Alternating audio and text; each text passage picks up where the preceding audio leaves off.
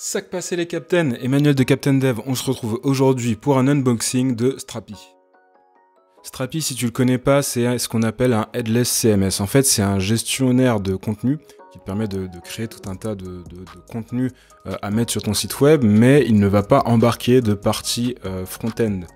Donc là, au niveau du front-end, ce sera à toi d'apporter le framework de ton choix en fait. Et c'est ça la force de Strapi, c'est vraiment de venir proposer un système de gestion de contenu hyper efficace, hyper flexible, hyper modulable, et tu vas venir mettre devant le front-end de ton choix. Donc c'est peut-être le genre de truc qui va tuer WordPress. Non, je rigole, il y a beaucoup trop de sites WordPress pour pouvoir se séparer de WordPress maintenant. Si tu es développeur front-end et que tu fais aussi du WordPress, n'hésite pas à mettre ton petit commentaire, histoire de me dire qu'est-ce que t'aimes chez WordPress, qu'est-ce que t'aimes pas chez WordPress, et est-ce que Strapi pourrait t'apporter quelque chose. Comme je l'ai dit précédemment, le format unboxing, je vais moins le monter, ça va pas être des vidéos moins travaillées, mais l'idée c'est vraiment de découvrir ensemble. Donc là, je suis sur le site de Strapi. Ok, donc un CMS Headless pour les développeurs front, ça c'est cool, c'est utilisé par quelques boîtes, dont IBM, Société Générale, la NASA. Si t'as envie de faire décoller des fusées, je pense que c'est le moment. D'ailleurs, si je ne m'abuse, le logo de Strapi est une petite... Ok, donc nous ce qu'on va faire, on va vraiment regarder le B.A.B.A de Strapi et on va essayer d'installer ça et de voir ce que ça donne. L'installe, est-ce que ça marche du premier coup d'œil? Ils ont déjà fait une vidéo YouTube, les gars veulent me mettre au chômage. Alors, je vais dégainer un terminal, bam, ok. Alors, pour créer le projet, on va taper la commande suivante, yarn create strapi app. Mon projet c'est unboxing Strapi. Quick.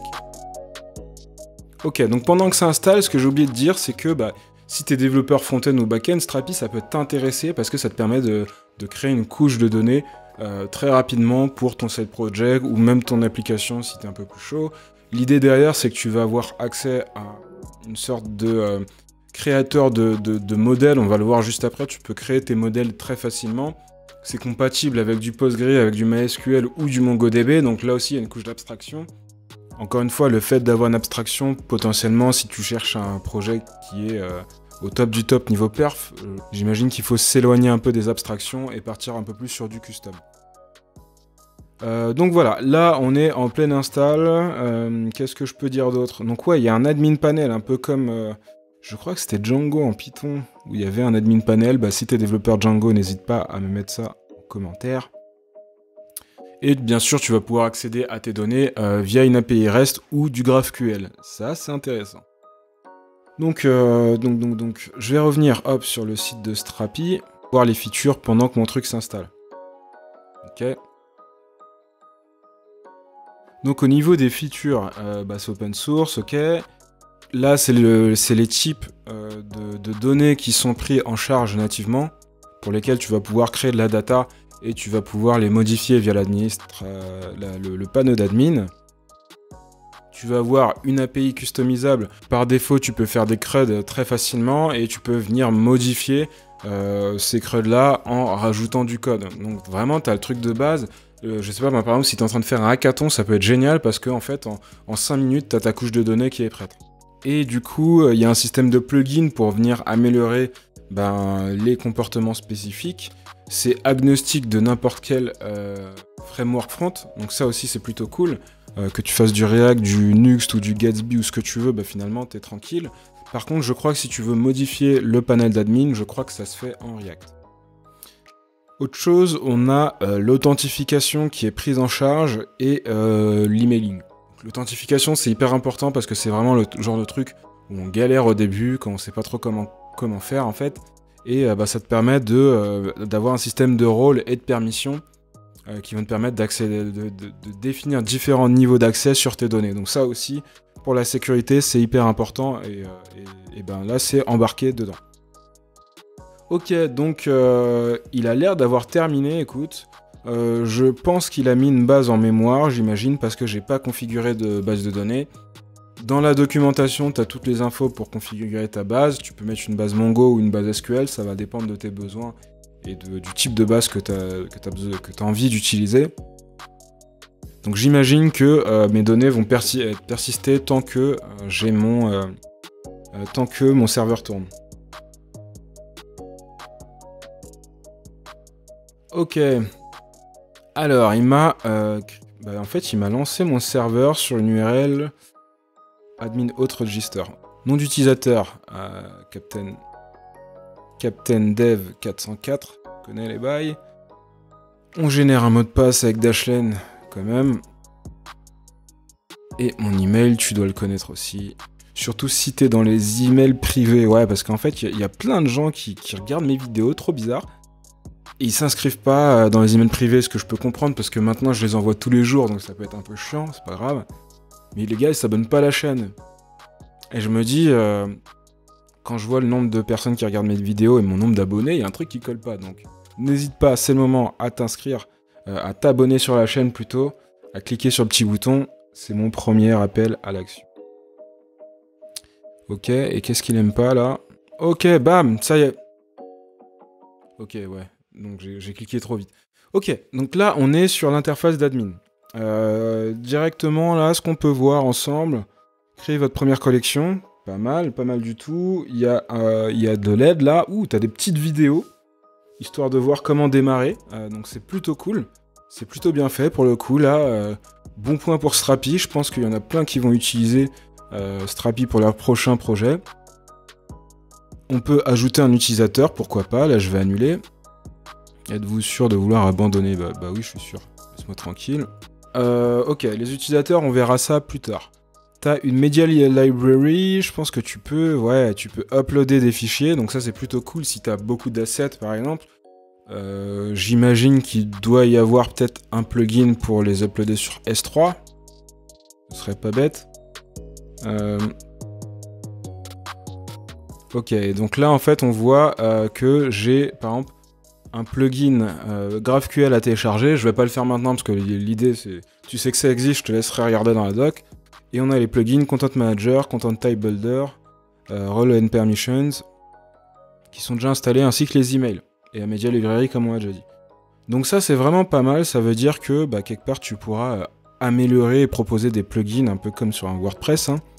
Donc est-ce qu'on va tuer WordPress avec Strapi? J'espère. Je rigole. Si t'es développeur WordPress, ne m'en veux pas. Ok, donc t'as des global settings, ok, pourquoi pas. Donc ça c'est plutôt cool, franchement si t'as un side project à faire, t'as un système de webhook, en fait ça te permet de déclencher des actions en appelant une URL spécifique que tu vas exposer vers l'extérieur.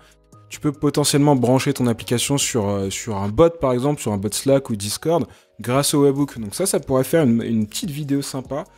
Pareil, n'hésite pas dans les commentaires à me dire quel genre d'application t'aimerais voir comme exemple avec Strapi. Hein, bien sûr, on va pas aller au bout du truc, mais comme petit exemple. Donc voilà, ça te permet de faire pas mal de trucs déjà from scratch, sans poser une seule ligne de code. Donc si tu fais que du front, franchement, tu prends Strapi, tu te débrouilles, tu l'installes quelque part sur un Heroku, un Digital Ocean, et là, tu as déjà une API prête à répondre à ton appli front. Tu déploies ton front sur Netlify et c'est réglé. Donc ça, c'est plutôt pas mal. Maintenant, ce que j'aimerais voir, c'est le Content Type Builder. Alors, les composants, la dernière fois que j'ai regardé, c'était pas encore là, mais donc ça, on n'en parlera pas aujourd'hui. Ce qu'on va voir, nous, c'est créer une nouvelle collection. Alors, on va faire comme si on allait faire un blog. Display name, ça va être post. Ok, donc... hop. Donc là, ça va venir créer un type de données. Et on va dire que au début, ils vont avoir texte, ça va être un titre. Pour title. Ok, short text. Hop, on va mettre un texte enrichi, ça va être texte content. Hop, on va mettre une date.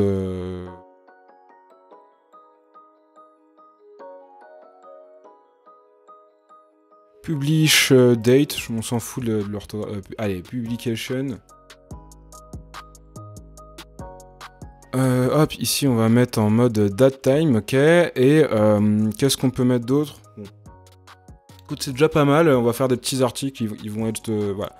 Et là, par exemple, on peut mettre une relation. On va y revenir... non, ça c'est un composant, on peut mettre une relation. On va y revenir juste après.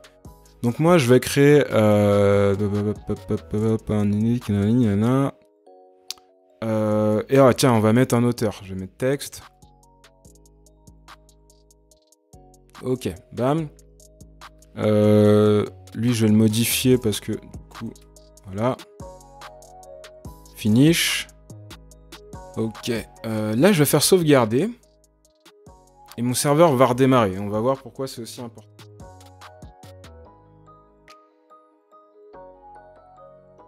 Ok. Je vais créer une deuxième collection, que tu puisses comprendre un peu la puissance du truc. Elle s'appellera comment pour les commentaires. Et je sais pas, moi, on va mettre... Allez, on va mettre texte. Texte.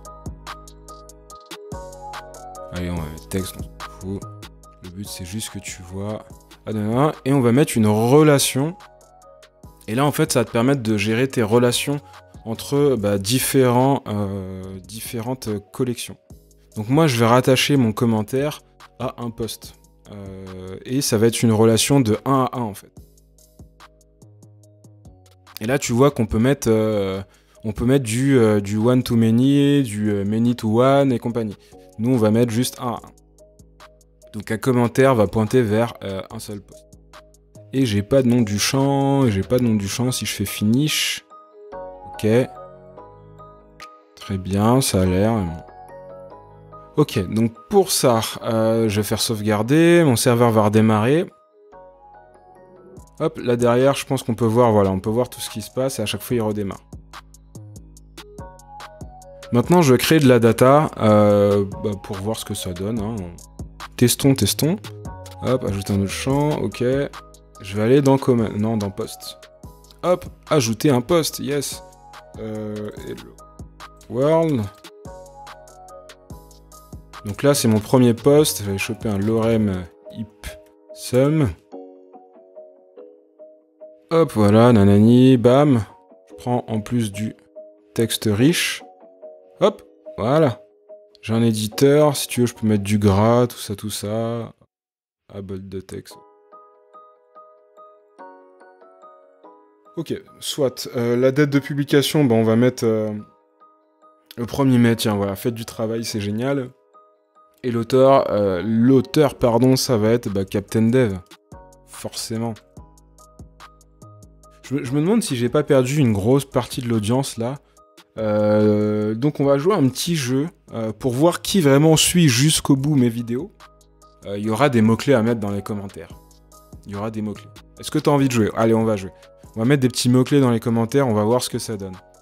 Donc là, le mot-clé, si t'es arrivé jusqu'ici, c'est pigeon violet. Je répète, pigeon violet, ça n'existe pas, c'est un pigeon qui est violet. Donc mets un petit pigeon violet dans les commentaires, si t'es arrivé jusque-là, et j'ai envie de voir qui me soutient, qui va au bout de mes vidéos. Allez, on se retrouve dans 1h32 pour le prochain mot-clé. Ok, donc là, j'ai mon petit modèle, bam. Je l'enregistre, ok, sauvegarder, pourquoi pas. Et maintenant, je vais mettre un commentaire, du coup, Ah, c'est trop nul.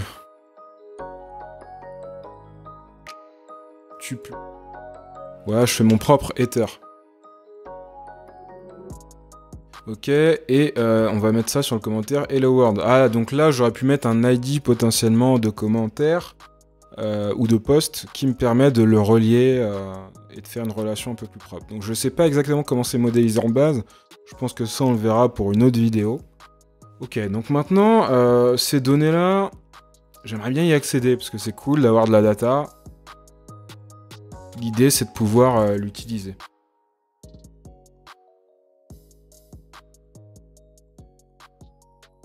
Ok, donc là je suis dans l'onglet rôle et autorisation.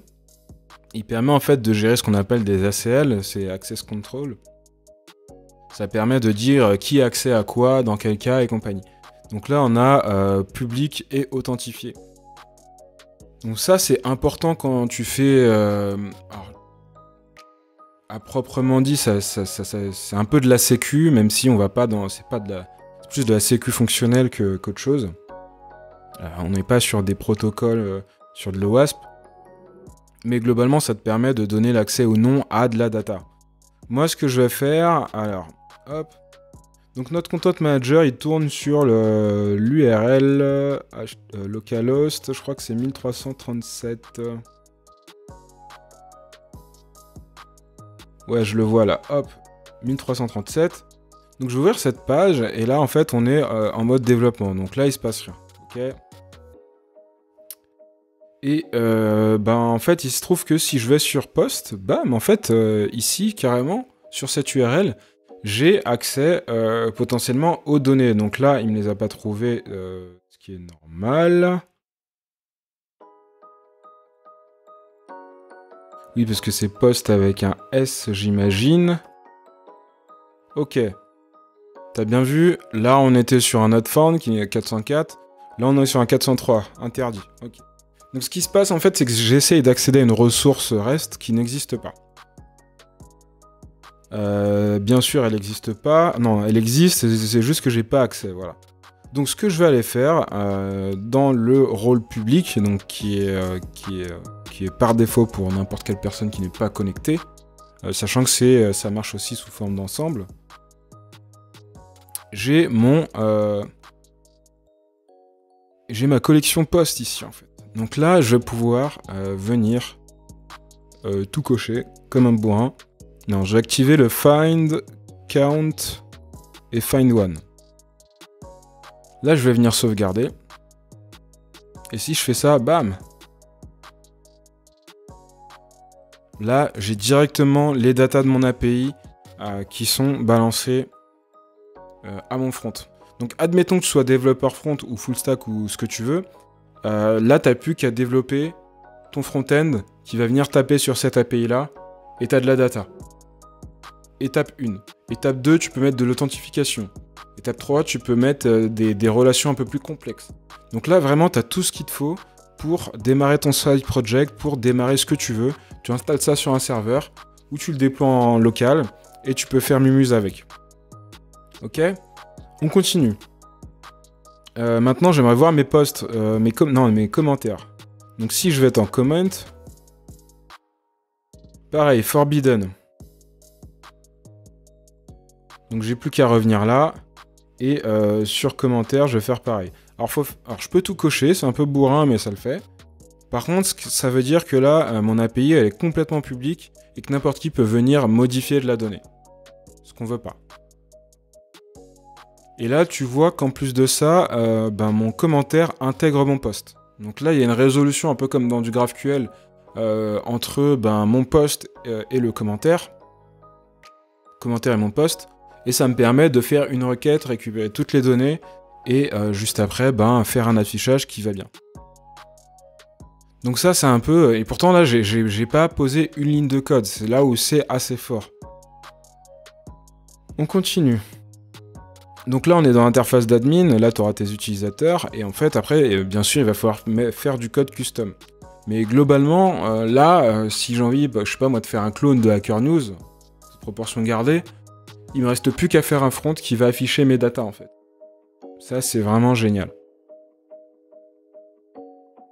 Ok, on va passer à la deuxième partie de la démo. On va juste jeter un œil au code, parce que c'est pas tout, mais si le code est illisible, ça poserait problème. Hop, je vais ouvrir WebStorm, best IDE ever, hein, désolé, mais je suis pas trop code, Visual Code. Pourtant j'ai une grosse histoire avec Microsoft. J'étais un ancien développeur .NET, donc je connais bien ces outils-là. Mais c'est vrai que je préfère quand même JetBrains. Ok, donc au niveau du projet, voilà à quoi ressemble le projet. T'as le dossier Node module, forcément ça, tu sais ce que c'est. Si tu sais pas, forme-toi sur Node. On va avoir une partie config, tout est en JSON d'ailleurs. C'est assez étonnant comme choix, mais écoute, ça se tient. Donc là, par exemple, le core, c'est pour le cross-using. Là, tu vas avoir Là, Là, tu vas avoir des middleware que tu peux venir plugger directement dans Strapi. Ok, tu as différents modes, tu as des hooks.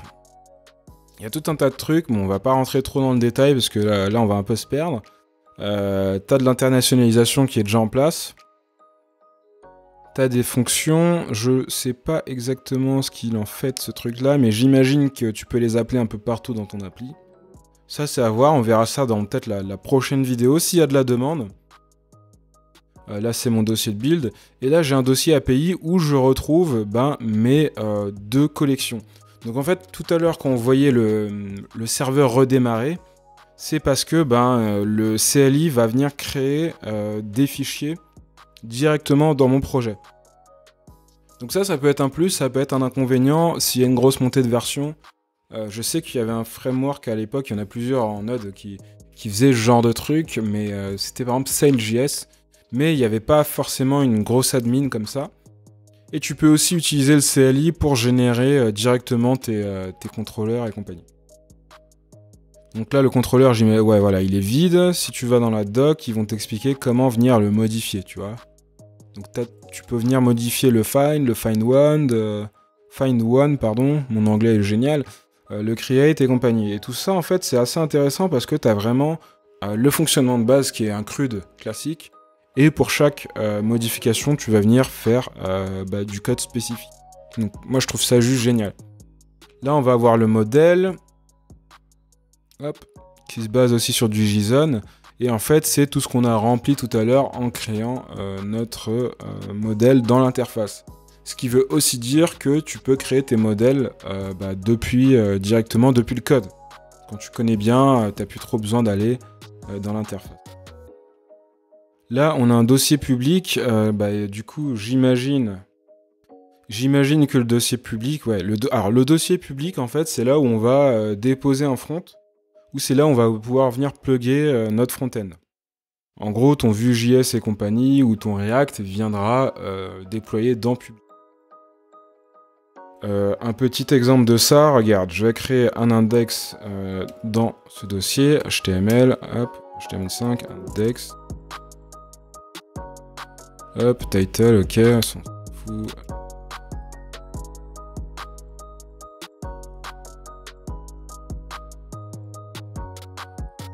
Hop, j'enregistre, et voilà. Tu vois, donc là, ça vient servir directement mon index HTML. Côté package JSON, on a Develop, Start, Build et Strapi. Et en fait, ça te permet d'utiliser le CLI Strapi pour lancer ton projet. Et dans Strapi, tu vas avoir toutes les dépendances de ton projet. Donc je pense que dans ce package-là, tu as énormément de dépendances. Alors, dernière chose que j'ai pas dit, c'est que tu peux aussi venir customiser ton panel d'admin. Hop, là on est sur API. Donc tout ça là, tu peux venir rajouter des composants si, admettons, tu as un composant bien spécifique qui n'est pas disponible de base en termes de type de données. Donc tu as vraiment la main sur énormément de choses. Donc encore une fois, c'est pas une base qui va répondre à tous les besoins. C'est pas une base qui fait tout. Mais ça fait plein de choses et ça le fait très bien et rapidement. Donc ça peut être un gros avantage pour démarrer un projet et te concentrer vraiment sur le front-end et créer comme ça des fonctionnalités très rapidement. Donc voilà, je me demande s'il y a encore beaucoup de monde là qui est encore là dans cette vidéo.